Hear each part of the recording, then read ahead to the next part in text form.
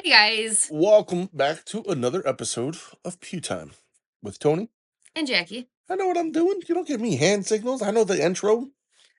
It'd take forever. Some of us are recovering. From being sick? Oh, guys, welcome to episode 220. This is a subtle reminder that there are other really good 45 caliber guns out there, like the SIG P220. It's not all 1911s. There are other good ones. Side rant for the episode number. I was wondering what you were getting at. Where those lines there's not even a SIG product in the gun news today. Speaking of which, right? Ruger has announced a left-handed version of their Gen 2 American. That's their bolt action. The most hilarious part about this is that they dropped it on April 1st. Yeah. And all of the emails I got, everything else was stressing, this is not an April Fool's Day joke. We actually have a new product. It's not a joke. The April Fool's Day jokes, though, were gold this year. The gun industry does not mess around when it comes to April Fool's Day. I mean, kinda, right? It is also the day, like, you see how people react, like your customer base and your interaction on social media, that you have a hard enough time reaching anyway. Good humor goes a long way. You can be funny and truthful more than one day a year. I promise. And you think people would catch on a little more. I'm not telling you to be a tryhard, but if you look at Smith & Wesson's newest stuff, interacting with their people, albeit not releasing a modern third-gen pistol, really getting under people's skin. Very much. The old HK girl who is now infamous for her responses to people. She's basically like the Wendy's and Taco Bell of the social media manager. Yeah. Like, absolute savage. You can do it more than once a day or once a year. Like, go ahead. So some of these were quite funny. Yeah. The first one that I ran across was actually from Springfield. It was their grip phone case built for retention. It's got the grip zone texture on the back of the case for an iPhone. It says secure your device. It's funny. I'm almost positive they reused that one from last year. The one from last year was actually down in the comments, okay, which is my next point. Someone posted up and said, do you remember when they did this last year? Ha ha ha. It's the Springfield Hell Cow. You know, pink trigger to look like an udder, everything else black with white, white with black spots. The best thing is Springfield's response. It's a favorite of ours around here. Make sure it fits in your holster. Steer. Yeah. Like a cow. Yeah. Kimber released a bolt action 2K11 coming soon. April Fools. Ultimate FUD gun. Yeah. FUD gun final boss. 3 different companies, I'm sure more, but 3 that I ran across actually put out left-handed ammunition available for purchase. It would be Target Sports USA, Sierra Bullets, and Weatherby, which is hilarious. Left-handed ammunition. I do wonder at some point, like, most of these things that get dropped, I'm sure we all assumed right out the gate that they were April Fool's Day jokes. There were a handful of them that, myself included, had to do a little bit of extra digging to confirm that this was in fact an April Fool's Day joke and not like something super cool that they just so happened to drop on April 1st. Double Alpha Academy has a flex lit holster with rechargeable green LED indicator when the gun is secure in the holster. You would think red would be secure, no? Right. Green for go, red for secure. Like, I'd be down for that holster if, like, your lock unlock was the switch. Like, it's locked. Oh, okay. Very cool. CZ, this one is very, very funny. CZ has released their new CZ P10C ported COA suppressor ready. So, porting and suppressor, they don't go together. Which is hilarious because I actually have a gun on the wall behind me that is Suppressor ready and ported. Which one? The M&P. Oh, that's funny. Walker actually absolutely won it with their advice canceling Hear Pro. That's a good one. That's a good one. Cerakote ceramic butt wipes.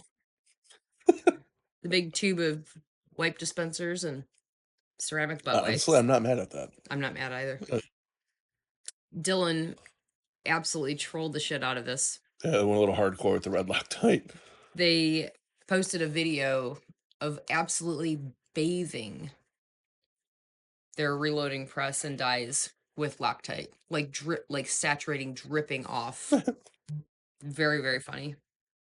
First Form actually got in on it. First Form Outdoors. They had a scent proof level 1 protein powder. So you can have it out in the field and not be smelled by the game. The funniest part of it is that they show like the science behind it. They're actually dumping the scent stopper into the protein powder. That's funny. Yeah. Like hilarious. Like lab coats and everything.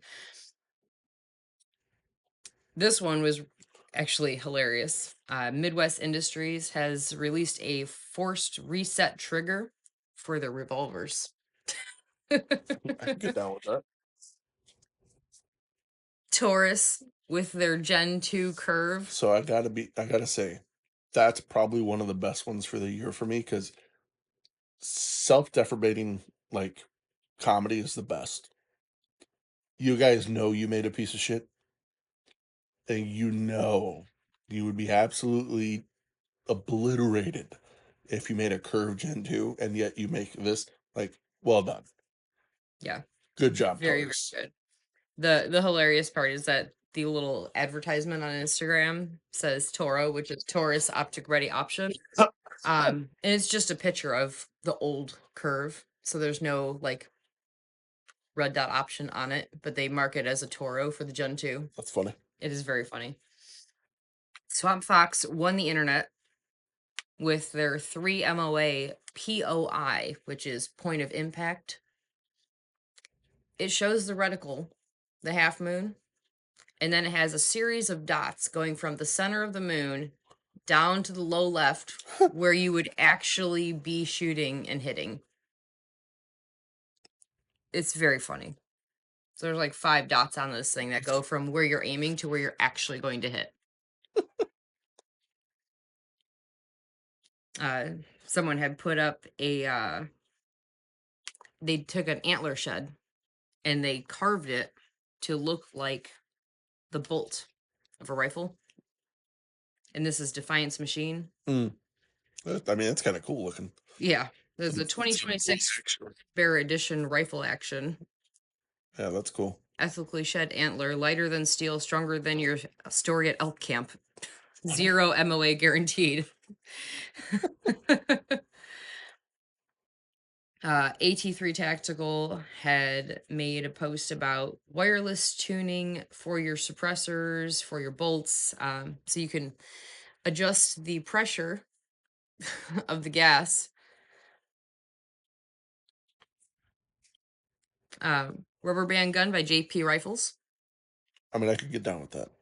I mean, it's a see-through magazine, just filled with a bunch of random rubber bands. Like they're gonna actually come out and go up into the gun that way, but it's very funny. So we used to carry way back at the shop. We used to have like wasn't full size, almost full size Tommy gun.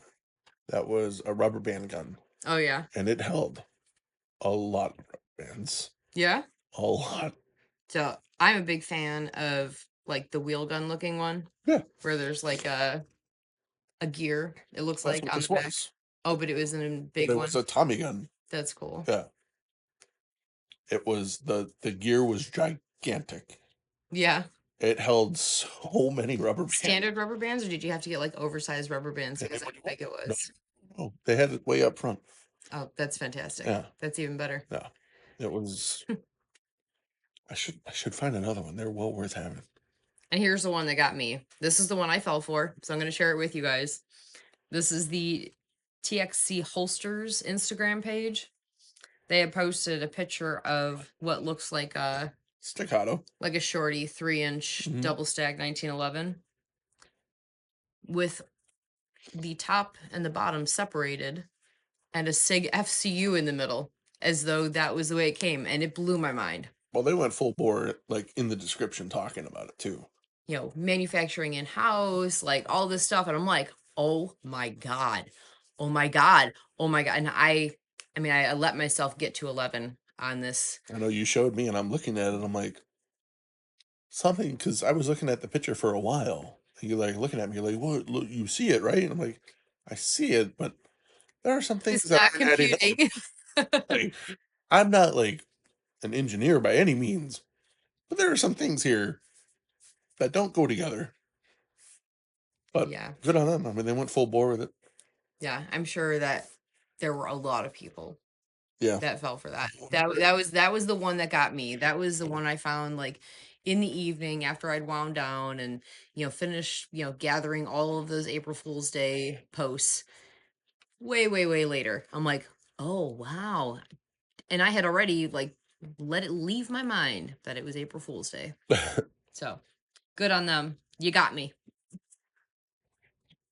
uh, Regular gun news. Radian has released the ramjet now available for the Glock Gen 6, 19, and 45 models. So there you go. Hip hip. Is it available? Yes.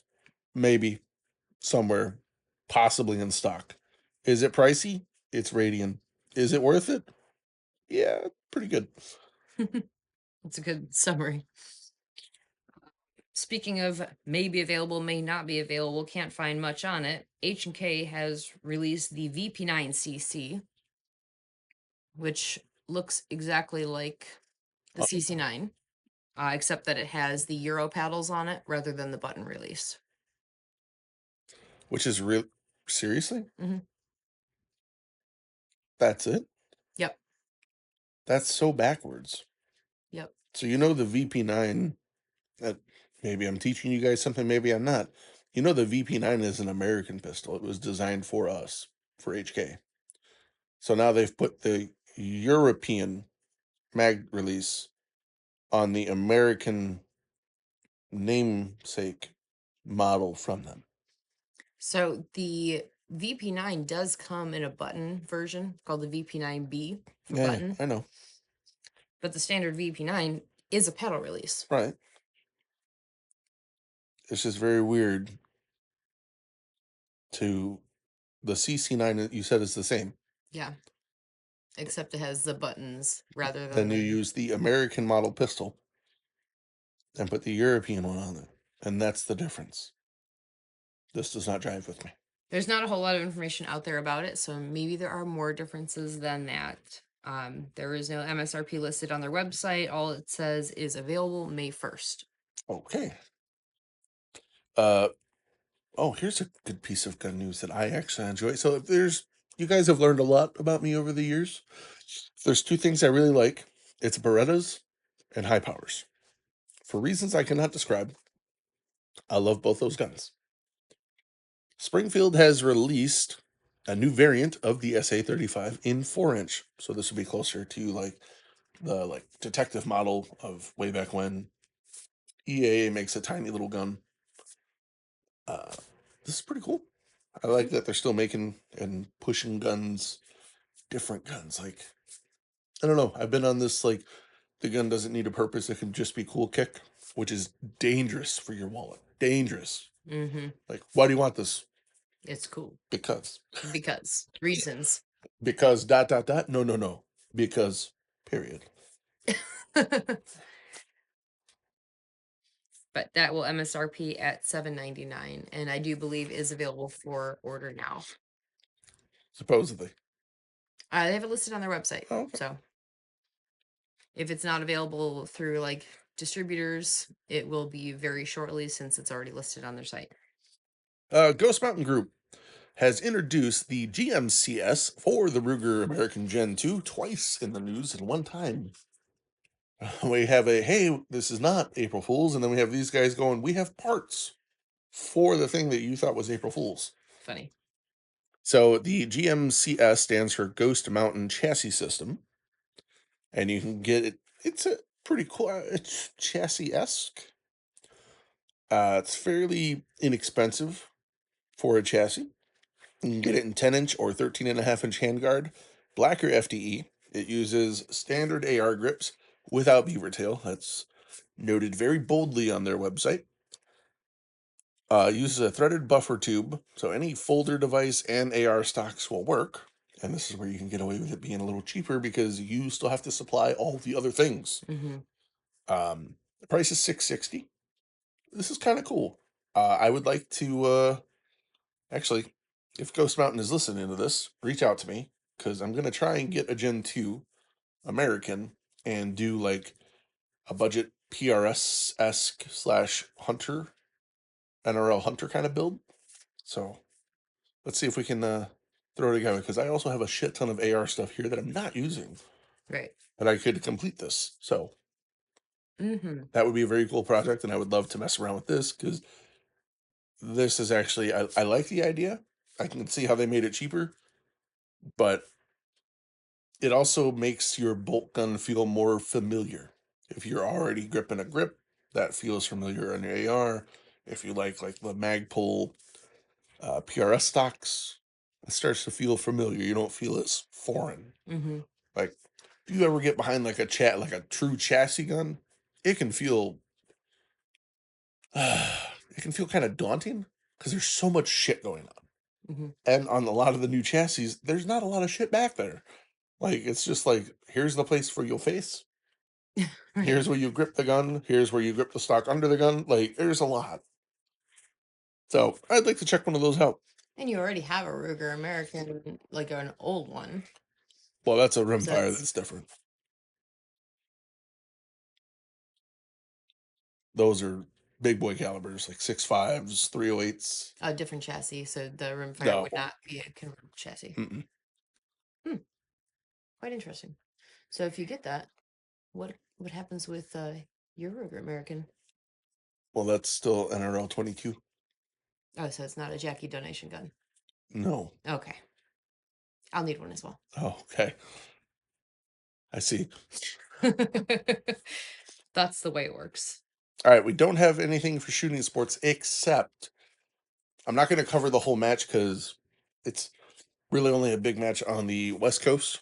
Rio Salado put on their Spring Steel 2026 match, and it is, from what I can tell, kind of like how we did with Pro Am, where you run around a whole stage, but everything's steel, Mm-hmm. which is fun. It's always a fun time. The important part to note this is I saw someone put up a picture in a congratulatory post, and I read it. I'm like, holy shit. Like, that is super impressive. Justine Williams, one of those Williams sisters, yet again winning. She took first overall. PCC, which is pretty much everyone. I think it was first overall. Hang on, double checking. Anyway, I know she beat the very next person after her was Max Leah Grandis. That's yeah, Impressive. yep. Overall, Justine first, Max second. That is a hell of a feat. It is. There's not many other sports in the world. I think it was Howitzer that put it up. And I got to agree with him. There's not many sports in the world where your top female competitor can go toe to toe and beat the top male competitor. Right. I was, whoa, that's a very interesting point because that is 100% true. Right. Yeah. Very, very good job. So, Justine, congratulations. Well deserved. And that is it for shooting sports, I believe. That is it. Are you gonna intro me? I'm sorry. It's time. Tales from the gun counter. I had several interactions this week. It's not uncommon for people not to read signs and know what the laws are regarding taking your gun out in public. I mean, was kind of also in the class you took. Right. Illinois has a Or, 16-hour concealed carry class. It's very well known that you can't just take your gun out in public. God forbid, we also include common sense in the conversation. Common sense. I mean, you walk up to a cashier at any retail store and take a gun out, it looks like you're robbing them. Am I right? It's a valid point. Right. So to any other patron in the store and every of my coworkers, they see a cashier having a gun drawn at them, near them, a gun taken out. Yeah. It's not appropriate. If this is you, Stop. stop. I actually had a guy take his gun out because I said, do you know need help finding a holster? And he goes, "Oh yes." And I said, "Well, what kind of gun do you have?" And he reaches for his pocket, and I said, "No, no, don't take your gun out." And he goes, "Oh no, my phone." So he goes to take his phone out. He realizes he doesn't have a picture of it. So he goes to put his phone back and pulls his gun out. You were almost there with doing the right thing. You were so close. So close. But he didn't just take his gun out. He took his gun out and held it above his shoulder with the gun pointed at the wall like a model. And not even like in his hand, like he was gripping it to shoot it. He's holding two fingers near the bottom of the grip and holds it up and points it at the wall. I'm like, "You need to put that back." And he goes, "What?" And I said, "The gun, put the gun back." He goes, "In my holster?" I said, "Yes, put it back in your holster." He goes, "Well, right now?" I said, "Yes, right now." He later walked up to one of my coworkers and apologized to him for taking his gun out and wanted him to pass along the message as a thank you to me for teaching him something new that he didn't know. Something you didn't know. Mm-hmm. Hmm. Yep. Ah, okay. Yep. I mean, not to be blunt, what a bitch way of accepting responsibility. Yep. There's a time and place for everything. Your local gun shop is not a safe haven. It is not somewhere that you can play show and tell. It is no different because it is a public place than taking your gun out at Walmart. Yeah. We do have several cops that shop at the gun shop, getting ammo for work, coming in to get practice before they requal. We constantly have cops in there. All it takes is one to see you do something stupid and your permit is gone. Don't be that guy. Don't be that guy. Now, in addition to your segment, I actually had user submitted Tales from the Gun Encounter, That's which is fantastic. awesome. This is not necessarily gun counter, but gun counter adjacent. Okay. They sent in, I worked at an airsoft and paintball retailer for years, and we sold tactical gear. So, at a little, these were big 15 years ago. Mm-hmm. Airsoft, paintball, it was all the rage. Mm-hmm. He let us know, I had this kid come in his early 20s. He comes in looking for a plate carrier to hold magazines for his airsoft gun. I set him up with a pretty basic plate carrier and enough magazine pouches to hold 10. Something to consider, just so for those of you that don't know, airsoft magazines generally hold around 120 to 300 rounds per mag. 10 magazines wasn't enough for him. So he gets a plate carrier, then gets a chest rig that he can hold an additional 8 mags for while he's wearing the chest rig below the plate carrier, covering his crotch and lower torso. He goes, I never saw the kid in an airsoft match doing this, but had friends who witnessed him attempting to run this way and said it was hilarious train wreck to watch. Told the guy it was a horrible idea. So for those of you that are horrible at math, as am I did the math ahead of time to let you know this guy had 5,800 rounds of airsoft on him.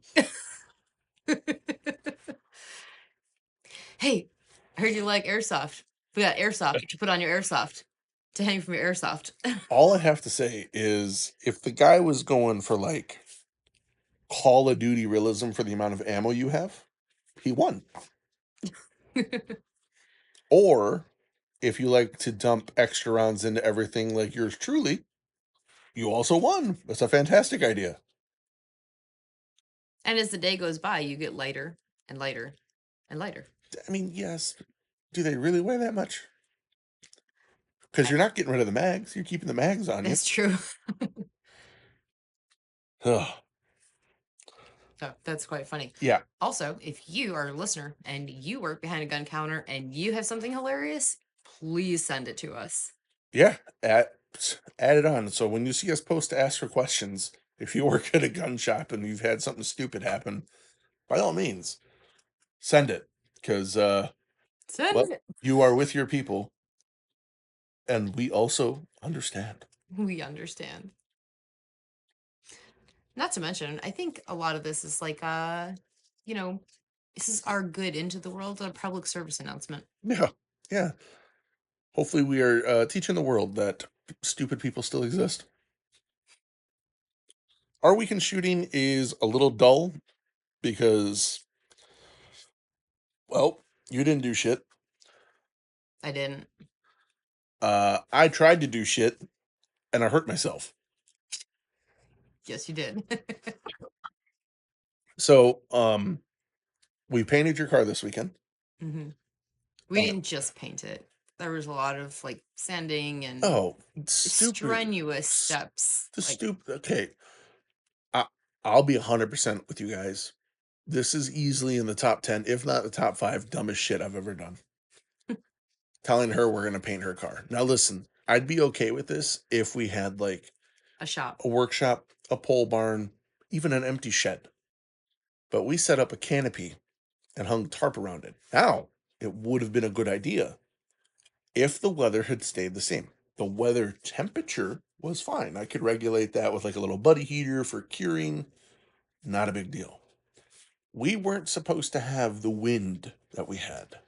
22-mile-an-hour wind gusts. We set up a canopy with tarps.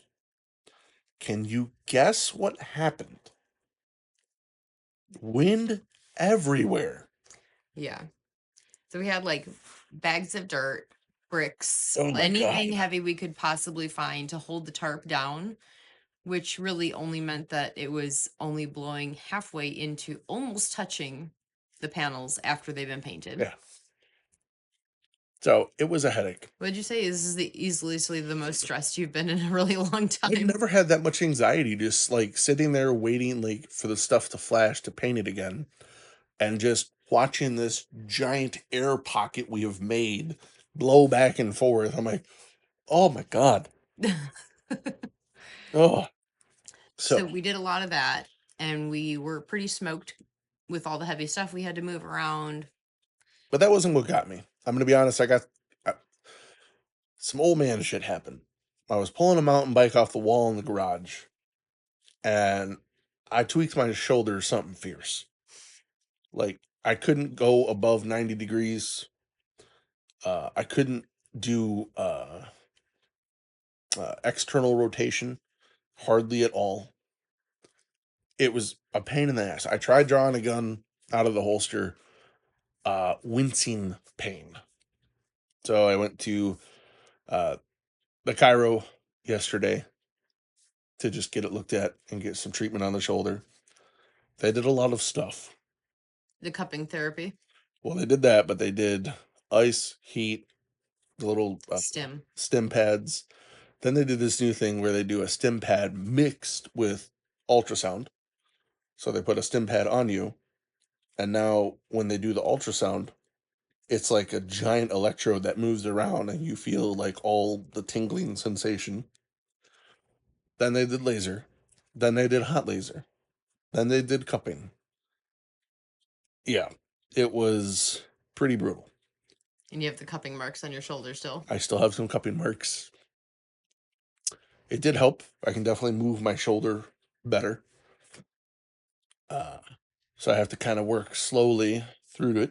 They don't want me to stop. They want me to keep going with it, but don't go up to the point of extreme pain.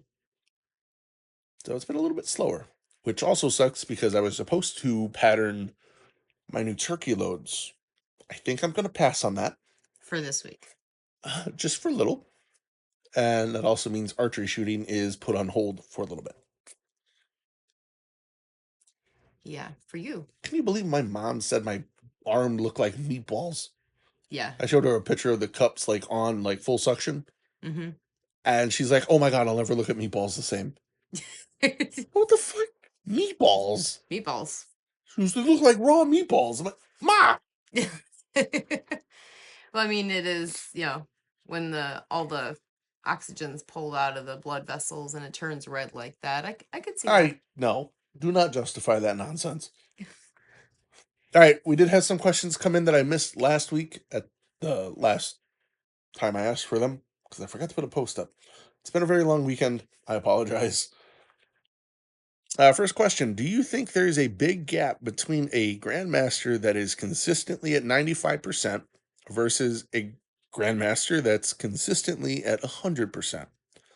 For example, is 95% too easy to be considered GM when you have guys like Christian Seiler easily scoring much higher than other GMs? Hmm.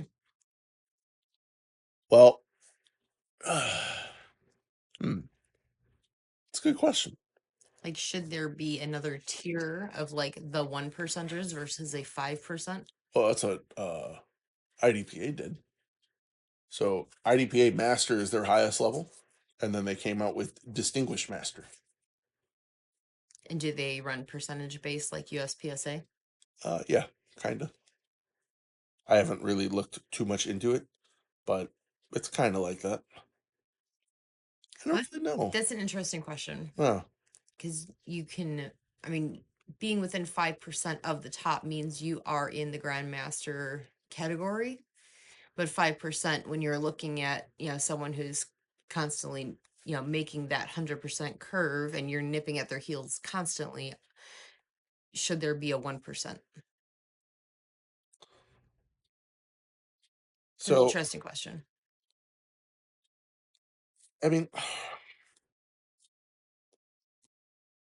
I I guess so. If you think about the small subsect of shooters, what do we have? Like 40,000 in USPSA. Mm-hmm. Of all the people, even if you just take all the people in the gun world, and then you narrow it down to USPSA, then you narrow the USPSA down to grandmasters, it's like 1%. Mm-hmm. I don't. I mean, it's 1% for all GMs, not just like the Silers and whatnot. Mm-hmm. I don't. I don't know. I don't think you should separate them. I mean, I think that's what makes. I think, to me, really, what this question is separating is. I hate using this, but are you a paper GM or are you an actual GM? Yeah. Like, and there are differences, right? There are grandmasters that I know personally. Like, if you were to shoot against someone like Eric or like JJ or Nils, you're not winning. You're just not. So, like, should there be another level? Nah, I don't know. I just think that's just you live in that world. Like, you're amongst the 1%. Are you okay with, you know? Not being first. Yeah, I don't know. I guess maybe you could make like what would you call it? What would be the next level? Elite grandmaster. No, no, no, no, no, no. That's too much. We're gonna go a little more extra. Grandmaster Supreme. Oh, Oh yes, I like it. yes. That would be your like 0.5% or 1%ers, Yeah, but then where would you like? Where do you draw the line? right? You still get smaller Like, and is it smaller. 98%? So I do like the way that their percentage system tiers up like a pyramid, Yeah. right? So like, what is it, 50% and lower is D, Oh, I don't and know what then they are. there's like every gap gets smaller and smaller and smaller in numbers until you're at 5%. Yeah, 85 to 95 is master. Mm-hmm. So they're 10%, and I know the C class is like a 15 or 20%. Like there's levels There's levels to this shit. Yeah, I don't know. It's almost pro level. So I always bring shooting and mix it back to like racing because it's the other sport I know the best.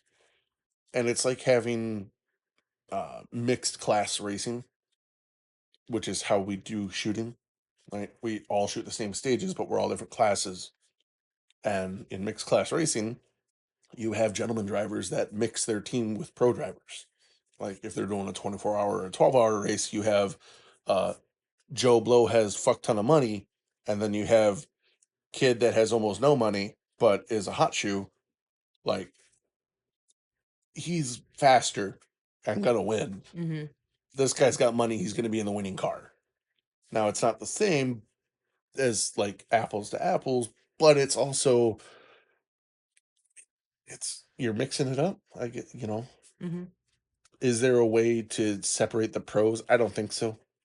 Now I think it would be kind of cool if we had like a you take your like cream of the crop because and this is like a big thing with everyone talking about like nationals. Should we have a separate nationals? Should only GMs and masters be in nationals? Mm-hmm. Which I don't think we should. However, I wouldn't be opposed to like the separate championship. So say you shoot nationals and you're there for 3 days. I think 2 days after would be a perfect time. Shoot the same stages 2 days after, or hell, have a day rest and then 2 days, whatever you need. But those 2 days, now you take like the cream of the crop. You take your top level guys, only the top level guys, and you have them reshoot it as like the Grandmaster uh, Championship, whatever you want to call it, whatever fancy name. So now you've let everyone shoot the stages once. Everyone has shot them. You found out who shot them the best. And now you're going to do it again to see if you can do it better. I think one, that's going to cause them to possibly push to get even better times, but also allow them to compete head to head with just them. Mm-hmm. I think that would be kind of cool because That then would you would be. see like who is the I best. think you would see all of the scores improve. I don't. No? No, I think you'd have like I could have done better here. I think some people would suffer the same thing as like a reshoot. Mm-hmm. Oh, Oh, yeah, yeah. I can I do could this see that. better, and they push and they fuck up, Right. or hey, I want to try this one instead. Like I don't know. I'm not really sure we That'd answered be. the question, Nope, I don't think so. but that was a lot of rambling. I apologize. That would be an interesting concept, though. Yeah. All right, next question. Yep. Do you think the Walther PDP, like the pros, don't get as much love as they should? I think the Walther gets plenty of love, don't you? I do. Yeah, Yeah. I think it's well loved. I mean, I definitely see Walther's moving much more with the PDPs than we ever did with the PPQs. mhm. So Walther has increased their following. I mean, the PPQ had a glaring issue. They put a baby gap size grip on it and sold it as a full size gun. Mm-hmm. That is not the case with the PDP. Now, I do think the PDP gets overlooked as a head to head competitor for like an LO gun. Everyone's like, "Ooh, 2011." I'm like, yeah, but you can get almost a 2011 trigger out of that Walther, and it is a lot simpler. Yeah, the Walther trigger is quite nice. Oh, especially the what's their fancy one? The steel or No, no, the no, no. Their fancy trigger that they put in there, the flat one, the crazy one. oh, it's where it's adjustable and stuff. Yeah, yeah. Also very good. It's overlooked, kind of. It's I guess what you're pointing out is it's usually not the first thing out of people's mouths. And honestly, that's kind of suffering the same thing as the M&P did. And I think the M&P is finally outgrowing that section of its life cycle because now it's like it's talked about a lot. Well, what's really funny is that a lot of times like a full-size gun will draw an audience. And then when people are looking for their carry gun, they want that in a smaller version for their carry gun. What I've seen a lot with Smiths is that people gravitate towards the Smith for a carry gun, realize how much they love it, and then ask about a full size version. That's So interesting. it's opposite on Smiths. Like their little guys have been the crowd pleaser for like 3 years. And people are like, "Oh, yeah." I'm like, "Well, what are you looking for? A full size gun?" "Well, you said you had a carry gun. What do you carry every day?" "Oh, Shield Plus." "Let me show you the big brother." Yeah. And they love it. I do think the PDP Pro or the Steel, whatever you want to call it, I think out of the box is probably one of the best guns. Yeah, it feels really good. I like it. It has a great balance.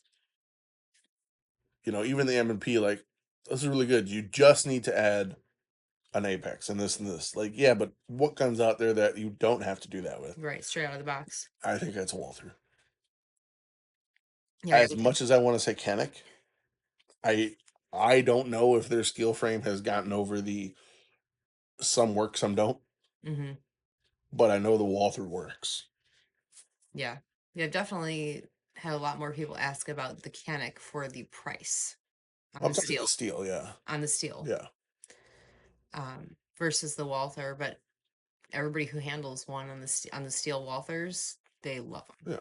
I mean, it feels good in the hand. It's got great balance. It doesn't, for the size that it is, it doesn't feel like a boat anchor. Yeah, it's a heavy gun, but it's well It's dispersed. Yeah. Yeah. Yeah. So I don't think they are. I don't think they're lacking in love. No. I think more people should try them and shoot them. That's for sure. Absolutely. All right, guys, that's it for this episode. If you want to send us a question, carry, compete, crush, topic for discussion, or your tales from the gun counter, you can do that at pewtimepodcast@gmail.com or at laughload on all the socials. And I got nothing else. We'll see you next week. Okay, bye. Bye.